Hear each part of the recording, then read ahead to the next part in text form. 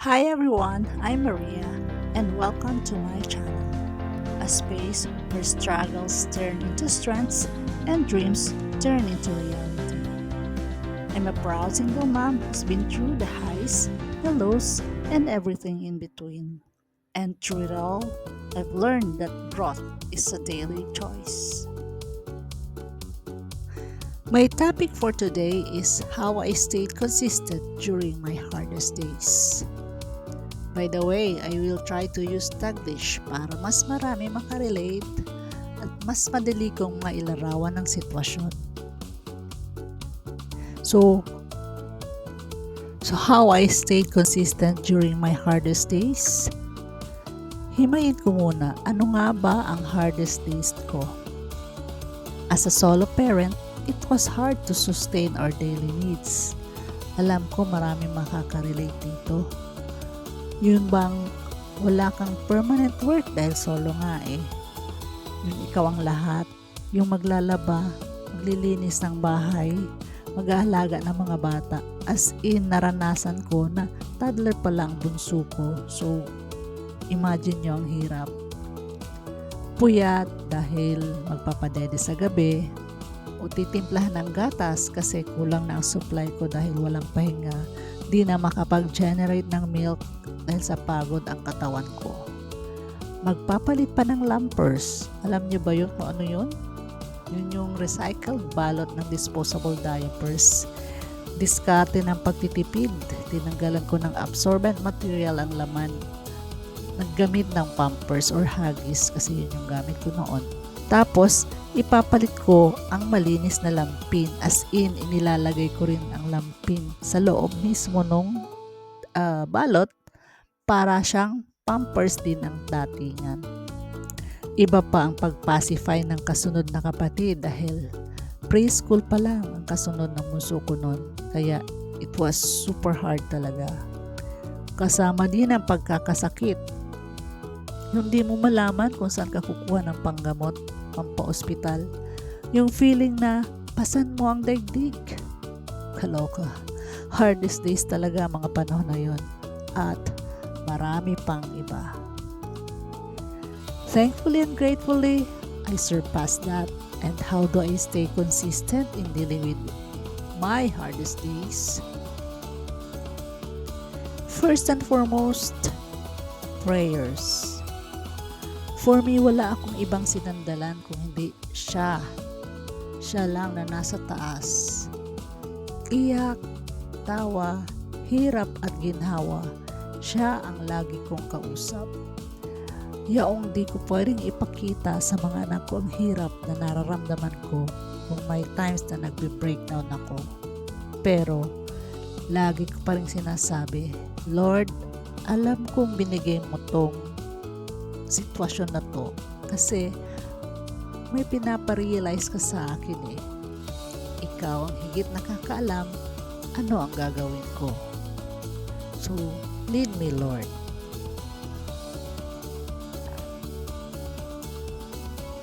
Ayun nga, nakapagdasal ka na. Samahan na ng gawa dahil totoo ang kasabihang nasa Diyos ang awa, nasa tao ang gawa.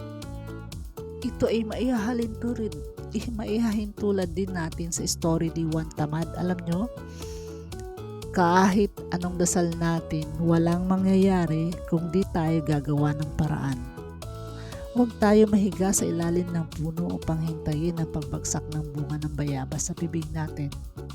At saka, hindi din babagsak ang bunga kung hindi ito bulok na. At kung minsan, di na rin babagsak dahil nakuha na ng iba, dahil naamoy na nila. You know what I mean? Sometimes, opportunities don't come to you. Kailangan gumawa ka ng bagay na makaka-attract upang lumapit at pumasok ito sa bahay mo. Makwento ko lang, noong nasa moving on stage ako, nag-try ako magtinda ng pandesal sa harapan ng bahay. Sa pag-explore ko at pag-assess ko ng sitwasyon ng street namin, kailangan ng almusal, lalo na maraming estudyante sa paligid at maraming nagtatrabaho. May nakunan akong consignment basis ng pandesal. Kabatch ko siya nung high school. May bakery sila ng asawa niya. Dinadala sa akin, tinitinda ko naman. Nagsimula ako sa ganon. Malaking bagay ang libre na ang almusal namin noon. Tapos nadagdagan ng 3-in-1 coffee, Milo, na may kapartner naman ang pandesal na bibilhin ng tao sa akin.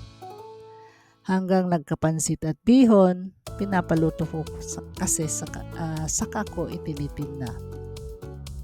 Ibig sabihin, sumubok ng mga bagay na pwede nating pagkakitaan na pwede sa oras natin at sa lugar na rin. Walang masama magsimula sa maliit hanggang sa lumaki ito. At check your skills and capabilities din. Ano ang kaya mong gawin na makakasolve ng problem ng iba? At the same time, masosolve din ang problema mo. Yun, ganun ang ginawa ko. At isa pa, take it easy. Huwag gigil. What do I mean by that? Pansin mo ba na kapag nagigil kang makuha ang isang bagay, mas lalong lumalayo sa'yo? Ganun na lang ang frustration natin. Kasi ganun din ako nung una. Mainipin ako, kailangan result agad. Ganun. Ganun din pala ang blessings. Kahit na ano ang gigil mo na hindi pa time na ibigay sa'yo, wala rin. Frustrations lang mararamdaman natin. Maaapektuhan pa ang paligid natin. Pansinin mo, kapag frustrated ka, nadadamay ng inis ang mga taong nasa paligid natin. Mas lalo lang nadadagdagan ang problema. Pero kung ang attitude ay hindi ibinigay sa akin, meaning hindi para sa akin yun, siguro may mas maganda pang opportunity higit doon sa minimiti natin. Ganon ang attitude dapat. Kaya, naging mantra ko na rin ang patience is a virtue even now. When I feel that there's a problem or hindrance sa gusto kong gawin or gusto kong goal ko, I stop and assess. May mali ba? Di ata align sa Kanya. Pag okay kasi kay Lord, smooth ang process. Easy lang siya. Isa pa sa aking ginagawa, how I stayed consistent during my hardest days, ay ang savers. This is my daily anchors. Ano nga ba ito? Savers. S is for silence. When the going gets tough, I stop and do some meditation. When I feel overwhelmed, I sit still. I inhale for 7 counts through my nose. I hold the air inside my lungs for 4 counts. Then exhale through my mouth slowly for 8 counts. Pero kahit di masunod ang counts na yan, basta inhale sa nose, hold it, then exhale sa bibig, and do it several times. Pansinin mo, gagaan na ang pakiramdam mo. Next is a affirmation. My favorite affirmation is Philippians 4 verse 13. I can do all things through Christ who strengthens me. Grabing powerful sa akin ito. Kahit na anong down ng araw ko, kahit na anong frustrations ba, kahit na anong hirap ang dinadanas, when you believe that you have God with you and He will sustain and help you make it through, super magaan talaga sa pakiramdam. And God will let the blessings of peace, abundance, and opportunities flow. Subukan nyo to pag tapos na video na to. Then, visualize. S-A-V, visualize ang V. Imagine what you want to achieve for the day as if it has happened already. Imagine kung may gusto kang matupad na mangyari sa araw na ito. Either tangible or bagay man yan, or yung state of feeling like peaceful surroundings, harmonious ang lahat ng bagay, and happy, visualize that you are already there. Narinig nyo na ba ang vision board? Pwede ka rin gumawa nito. I-google mo ano ang vision board. Pero bigyan kita ng clue. Ang vision board is a tool such as a poster or corkboard that helps clarify and maintain a focus on life goals. Goal setting din kasi ito. Ako meron ako nasa corkboard ko. Lahat ng gusto kong mangyari or matupad, nandyan siya. Para at least may tinitingnan ako kung align na ba or yung steps na ginagawa ko patungo doon sa binivisualize ko. SAV, let's go to E, which is exercise. Ito, talagang hindi ko to nawawala sa routine ko. Kahit na gaano ka-low ang timpla ng katawan, yung tamad na tamad talaga kapag nakaprogram na ang system ko sa pag-exercise, somehow talagang kahit na not fully, pag nakapag-exercise, makakapag-function pa rin kahit paano. Not 100% pero still moving, still doing little steps, still consistent, diba? Then, isa pa sa ginagawa ko para paano ako maging consistent is reading. I recommend maghanap ka ng favorite topic mo na makakatulong sa growth mo. Naalala ko, isa sa binasa ko ay ang How to Turn Your Passion into Profit ni Bo Sanchez and Dean Paxlapid. Isa siyang self-help book na may sasagutan or assessment after every chapter. Super laki din ng naitulong nito sa akin dahil talagang sinunod ko ang mga tinuro nila that yes, help me of who I am today. Nag-affiliate nga pala ako dito kaya pwede nyo matulungan. I-click nyo yung link na ilalagay ko sa comment section or sa description. Then, scribbling or journaling. Kung alam mo yung diary, dati nung high school, siguro narinig mo na to, nagda-diary ka ba? Yun.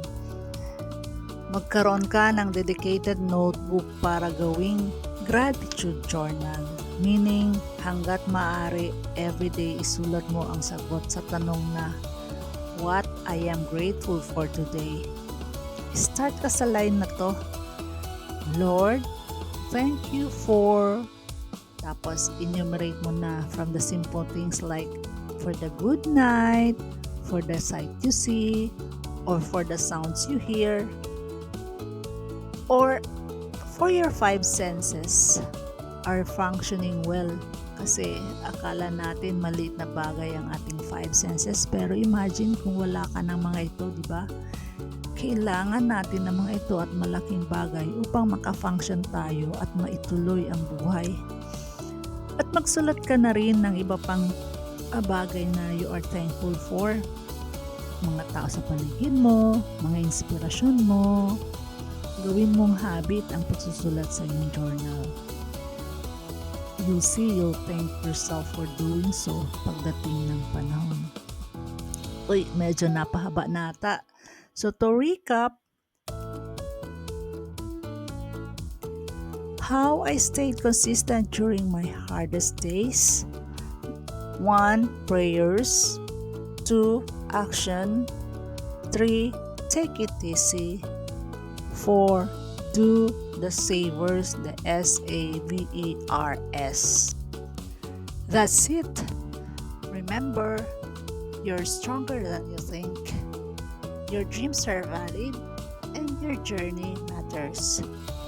Let's keep growing and glowing with love and purpose. This is Maria saying, grow through what you go through. Let's strive together. To keep you updated on my next video, hit the notification bell and like and subscribe. Thank you.